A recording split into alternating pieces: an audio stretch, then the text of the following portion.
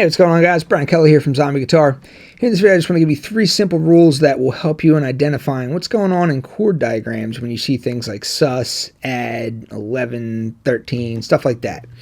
So I'm going to assume that you already know what a basic major chord is and what a basic minor chord is. So if you see a chord diagram that has a C in it and that's it, that's a C major chord. Or if you see a chord diagram that has an E and then a little M in it, that's an E minor chord. So I'm going to assume that you know that already. It's when you start seeing the susses and the adds and all that stuff, that's where you might get confused, and that's what this video is for. So I'm not going to cover every single possible chord in this video. I'm not going to cover every single possible chord construction rule. I've done a lot of lessons about that kind of stuff before. I'll post a link to one of them in particular in this video. I'll also post a link to that below if you want to check that out. But in this video, I just want to give you 3 rules that should take you a very long way. All right, so let's just start out with an open C major chord just like this. So C major chord consists of the notes C, E, and G. So here's a C, here's an E, here's a G, here's a C, and here's an E. So a major chord only has 3 notes in it, but you can repeat notes more than once anytime you're playing any chord on the guitar or any other instrument for that matter. You know, you can play multiple C's, multiple E's, multiple G's. By doing so, you're not altering the chord at all. You're still playing a C major chord. So before getting into this lesson, let's just make sure that you're clear on where a chord comes from. So every chord comes from its associated major scale. So a C major chord comes from the C major scale. A C minor chord comes from the C major scale. A C minor 7 flat 5 comes from the C major scale. So it's always going to be the same root of the chord comes from the respective major scale. So it always starts with the major scale. The major scale has the formula 1, 2, 3, 4, 5, 6, 7. So looking at the 7 notes of the C major scale, you have C, D, E, F, G, A, and B.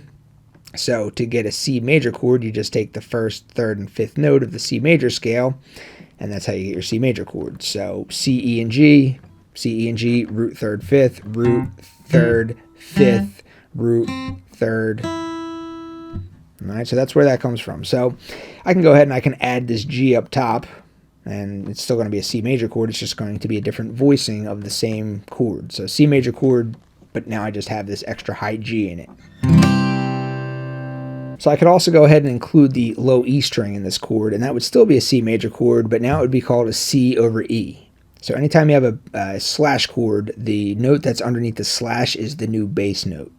So it's a C major chord, but with an E in the bass. Instead of having a C as the lowest note, now E is the lowest note. So this is a C over E. So that is also known as an inversion of a C chord, because now it's not C as the lowest pitched note, now the E is the lowest pitched note. So you could also play a C major chord with a G as the lowest pitched note. That's also an inversion of a C major chord.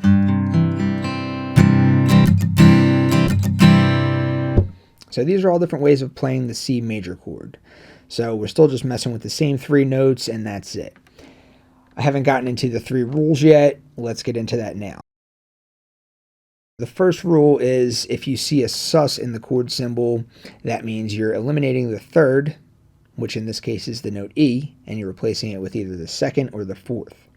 So what is that 2nd and what is that 4th? That's coming from the C major scale.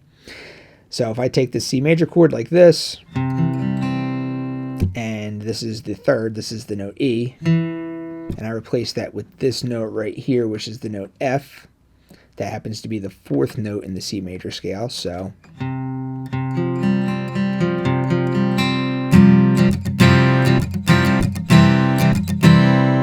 that's a C sus 4 chord. You see sus, that means you eliminate the 3rd, and then you replace the 3rd with whatever number comes after the sus. So it said C sus 4, so I replaced the 3rd with the 4th, and that 4th came from the C major scale.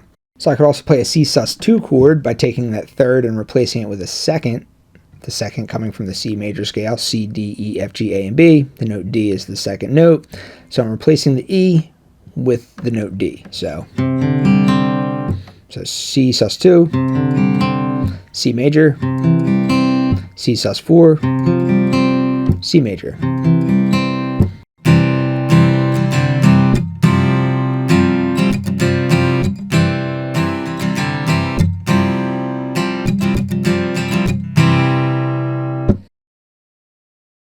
So the second rule is when you see add. Add means that you have the triad in place, which in this case is a C major chord. That's our triad. It's a C major triad, root, third, fifth, 3, triad. So you have your triad and then you add whatever the note is. So if you see C add 9, you're playing a C major chord and you're just adding in that one extra note.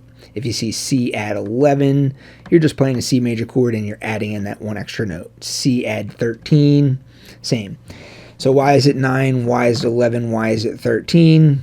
Well, that's just coming from the second octave. So you have to look at the C major scale in 2 octaves. So C, D, E, F, G, A, B.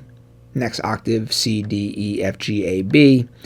So the 2 is the same note as the 9. The 4 is the same note as the 11. The 6 is the same note as the 13.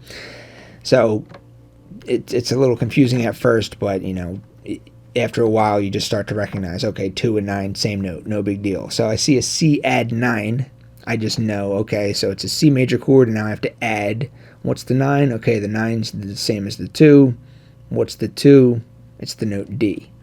So I just have to figure out how to add that into there. So here's a note D right there, 3rd fret of the B string. So you still have your C, you still have your E, your G. So there's your C major triad. So now I'm just adding in that 9. So that's a C add 9. You could also play a C add 9 like this because you're adding the G up top. Right, so it's still just a C, E, and the G, but then you're adding in that 9 that you're adding in the note D. So that's a C add 9, that's a C add 9. So add just means you add the note.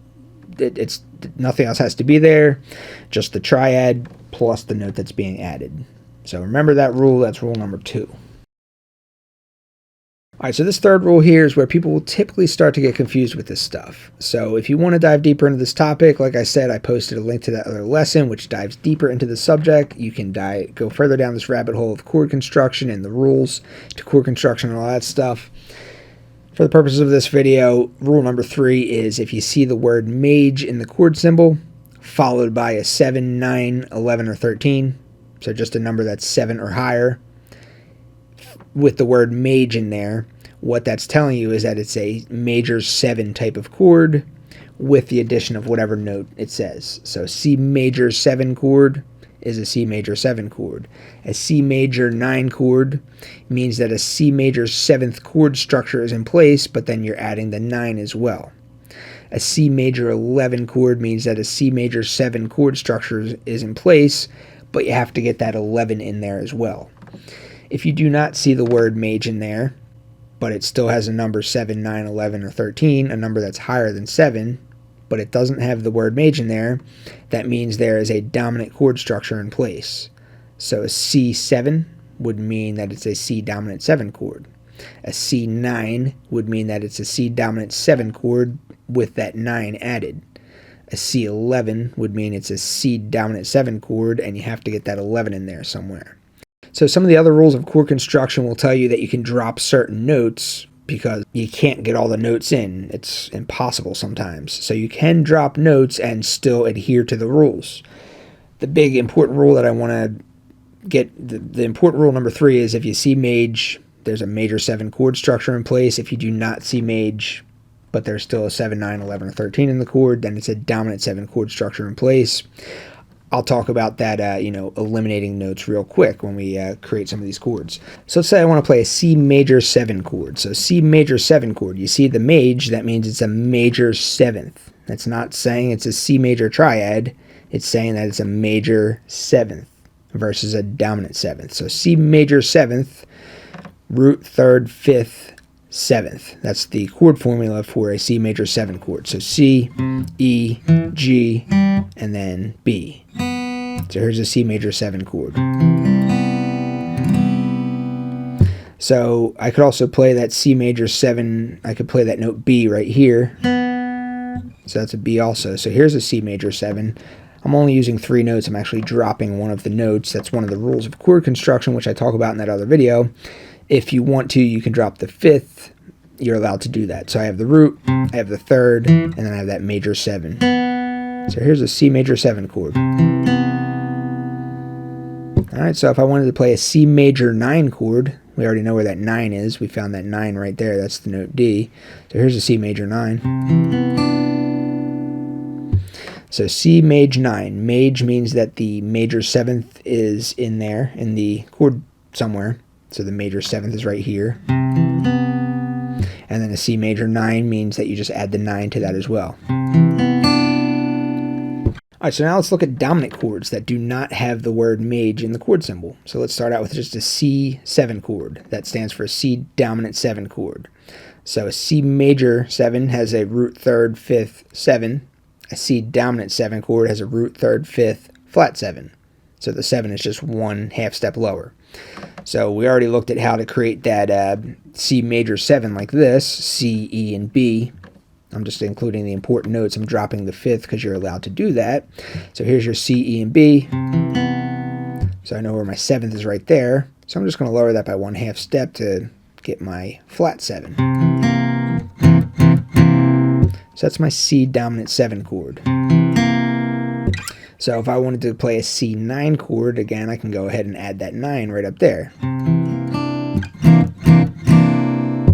So it's a C9 chord. There's a number in there that's higher than 7, and there's no mage in there, so that's telling you that a dominant chord structure is in place, and then you're just adding the 9 in there as well. All right, so those are my 3 rules of chord construction that I think are going to help you out a lot.